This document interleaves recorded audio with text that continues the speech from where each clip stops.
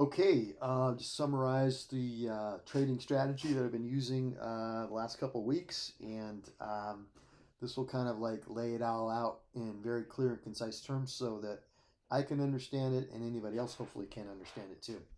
I want to make this as easy as possible to understand, so I've written it out. Okay, so about 10 to 15 minutes before the top of the hour, analyze the current 1 hour candle, determine if it looks bullish or bearish. If it looks strongly bullish or strongly bearish, draw a fib retracement chart for the next 1 hour candle and get ready for a possible setup. Okay, so I'm going to use for an example here yesterday morning, um, Thursday, let's see, Thursday morning, yeah, okay. Thursday morning about 6 a.m. So at Thursday morning at about 6 a.m., this candle was just finishing forming here. It was about, let's just say we're starting to look at this at about 10 minutes before 6 a.m. So what's happening here is this candle is, real quick, this is a 1 hour chart, and this is a 1 hour 8-9 EMA band with a 5 and 12 EMA as the cloud around it.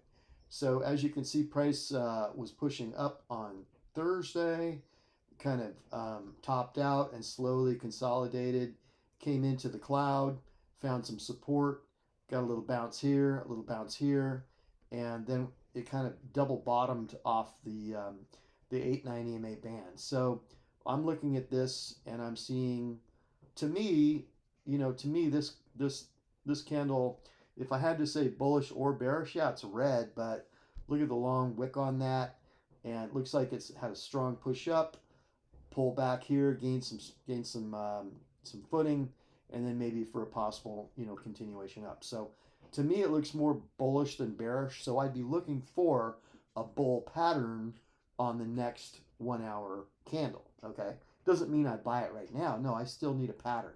So how do I find that pattern? Well, what I do is I take a fib retracement chart, okay, and for the next 1 hour, just pretend you don't see that right there. I go ahead and I don't know exactly how to explain this, but this still works even if there's no candle there. It'll put it in the right spot. So I'm putting that, the high at the high, the low at the low. Yeah, maybe it's a few minutes before, but it's still, the high is the high. So I know where the high is for the prior hour or the current hour, and I know where the low is for the current hour, and that's how I use my Fibonacci extensions. So I put that on, and now what I do is I'm going to go ahead and I'm going to go ahead and put it. Sorry, I'm going to go ahead and sync that so it shows up on my 5-minute chart. And this is Friday, May 3rd, 6 a.m. Okay, and so here it is. And now what I have to do, this is a very important step. I have to move this back to the current time that I'm at. So in this case, we're at, 5:45, 5:50, whatever. We try to do this 10 minutes before. So what I'm looking for now, is a pullback to either the 50 or the 61.8 level. And what one way to think about this is that the bodies are what's more important than the wicks. Okay, so if the wicks are distracting, you can always turn them off momentarily, and you can say, okay, I had a pullback to the 1 hour EMA, it bounced hard off of that, and then had a smaller pullback, okay, when I regained my 5-minute EMA, okay, it held, and now I've got support on the 50% retracement level of the prior 1 hour candle, and I've got support above the 5-minute EMA. So I've got support on two different levels, right? You see that? I got support and it's bouncing up. So this is what I see right here. So I'm supported by the 50% level, so that's okay, or the 61.8 is good too. And I'm also, it came back and it held my 5-minute EMA. So I've got support on two different levels. So at that point, I'm very interested in this.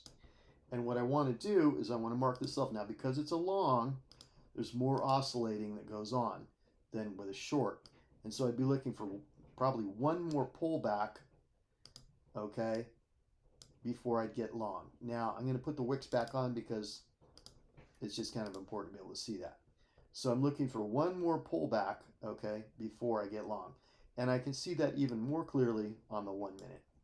So here I am at the 1 minute. I'm going to go ahead and universalize this level right here. This is the level. It is now 5:55, okay? 5:55. That's the end of this candle is 5:55 because it's a 5:50 candle. So now it's 5:55. I'm right here. I'm right here at 5:55. I'm waiting for one more pullback. So it pulls back sharply, bounces and goes back up. I can get long here, right here, or here. Either one of these candles is fine. Okay, just as long as I proved that it's still holding, and now it's starting to hold the 61.8, right? It's bounced, the body bounced off the 50, and now my 1 minute candles are holding just right around the 61.8. So now I really like these levels. I really like that it's holding the 50 and the 61.8, and I really like that it's holding, it's got support of its own EMA levels. So at this point, I can look to put my stop under the most recent swing low, which is over here. I see that that's 10 points. I go to my chart, okay?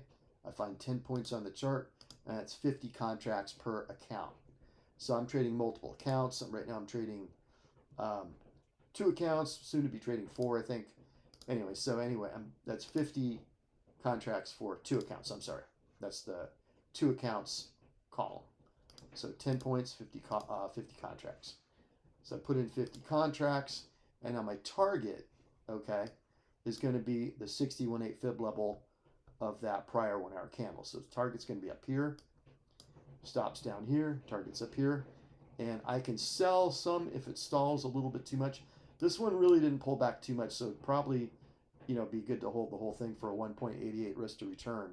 But if it did start to pull back quite a bit, I could always sell half and then hold the other half for break even or target.